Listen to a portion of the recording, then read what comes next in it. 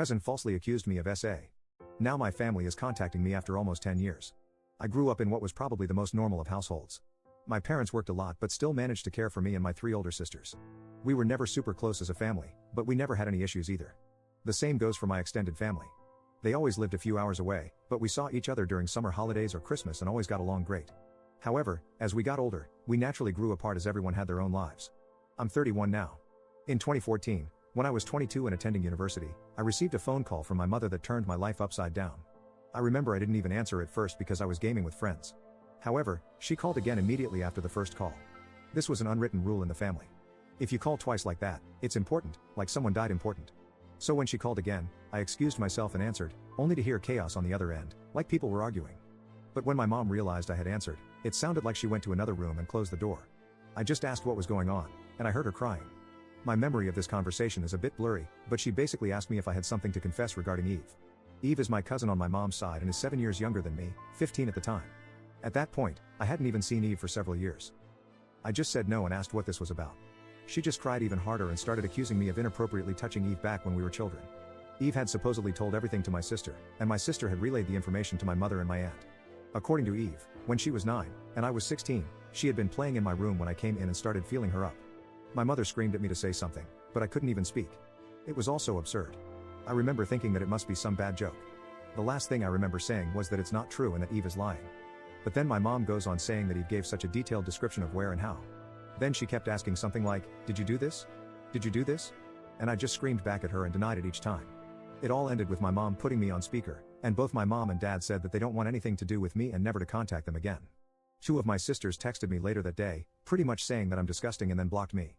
I know it's weird, but after that call, I went to have a long shower. To this day, I still don't know why I did that. After calming down, I started calling and texting everyone, even Eve. No one answered, and the ones who hadn't blocked my number by then quickly did so. The only thing I heard back was from my father, who texted me to stop contacting them and that they need to heal. That was 9 years ago, and I haven't spoken to anyone in my family since that day. To say this messed me up is an understatement. I was living in a haze for weeks after that and hardly ate at all. It didn't help that this was right before I was supposed to defend my bachelor's thesis and was already stressed out. Luckily, my co-writer sensed something was up and saved me by controlling the conversation so that I got the easy parts. Without him, I'm sure I would have failed. Needless to say, no one came to my graduation. Then started the worst period of my life. I spent the first year expecting the cops to knock on my door and arrest me for what I had been accused of doing. I didn't land any jobs, I just lived off my saved money. I drank a lot and did oxy. I also grew resentful and violent. The only reason I didn't hurt anyone is that no one was around. My neighbor called the cops on me once after I had smashed a glass, but I managed to convince the officers that I had just dropped it, and they went away since there were no others inside my apartment. Instead of sleeping, I spent my nights planning how I could get revenge on Eve and make sure no one ever found out. I even thought about how I could actually do the things she had accused me of, but much worse. I know, I'm not proud of that. I landed my first real job in my field in late 2015. Only then did things start to improve. I focused all my time on my job, as it gave me something normal to do. Recovery was a slow process, but I drank less and smiled more.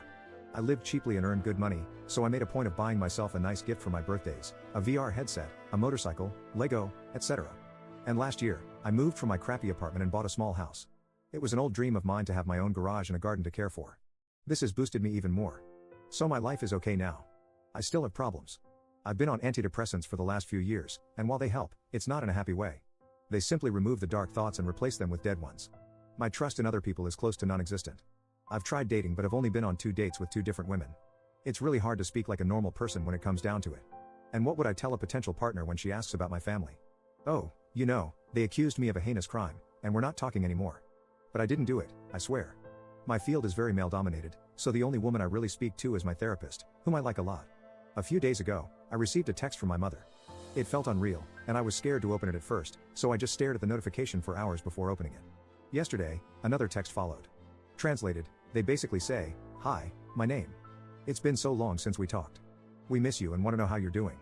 Here, she writes a long text about my sisters and how my nieces and nephews are getting big. I didn't even know I was an uncle. Know that we love you and always will. Love Mom and Dad.